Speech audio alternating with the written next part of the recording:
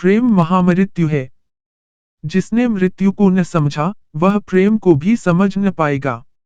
जिसने प्रेम को न समझा, वह मृत्यु से सदा के लिए अपरिचित रह जाएगा। मृत्यु है स्वेच्छा से मरने की बात, तो ही समझी जा सकती है। स्वेच्छा से तो कोई प्रेम में ही मरता है। मृत्यु में स्वेच्छा से मरना तो बहुत कठिन होता।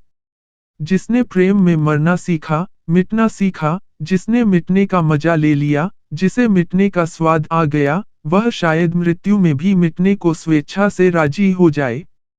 तो प्रेम पाठशाला है। उस पाठशाला में मिटना सीखना है।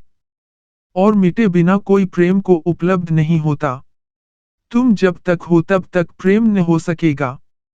तुम्हारा सिंहासन जब खाली हो जाता है, तभी प्रेम का सम्राट उतरता है।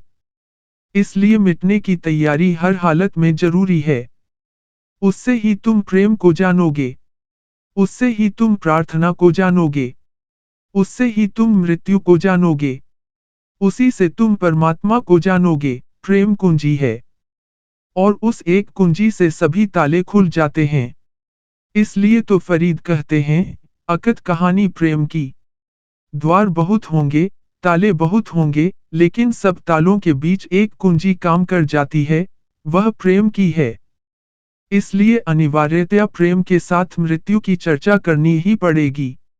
जिसने प्रेम की चर्चा की और मृत्यु को बाद दी, उसकी प्रेम की चर्चा व्यर्थ है, अधूरी है, उसमें कोई गहराई नहीं है। वह ज्यादा से ज्यादा आदमी की वासना की बात कर लेगा, कामना की बात कर लेगा, लेकिन प्रेम की गहराई छुई भी न जा सकेगी। तुम्हें विरोधाभास लगता है, क्योंकि तुम तो सोचते हो, प्रेम यानी जीवन। और मैं तुमसे कहता हूं, प्रेम यानी मृत्यु। तुम्हें विरोधाभास लगता है, क्योंकि न तो तुम जीवन को जानते, न मृत्यु को। जीवन की गहनतम गहराई मृत्यु में है। जीवन को भी जानना हो तो भी डूबना पड़ेगा। जैसे बूंद सागर में खो जाती है, ऐसे तुम्हें जीवन के महासागर में खो जाना पड़ेगा। जीसस की जीवन की कथा का यही सार है। इधर सूली लगी, उधर पुनरुज्जीवित हुए।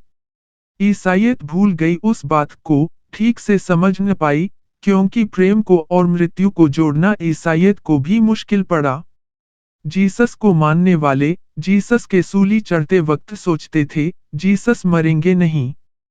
कोई चमत्कार होगा। मृत्यु से बचा लिए जाएंगे। क्योंकि वे भी मृत्यु से डरे थे। उन्हें पता ही न था कि प्रेम की आखिरी गहराई तो मृत्यु है, क्रॉस है, सूली है। और जब जीसस मर गए सूली पर तो मित्र और अनुयायी विदा हो गए, उदास, थके हारे। कोई चमत्कार घटित न हुआ। और जब 3 दिन बाद, कथा कहती है, कि जीसस देखे गए जीवित, तो अनुयायी भरोसा न कर सके। क्योंकि यह हो ही कैसे सकता है।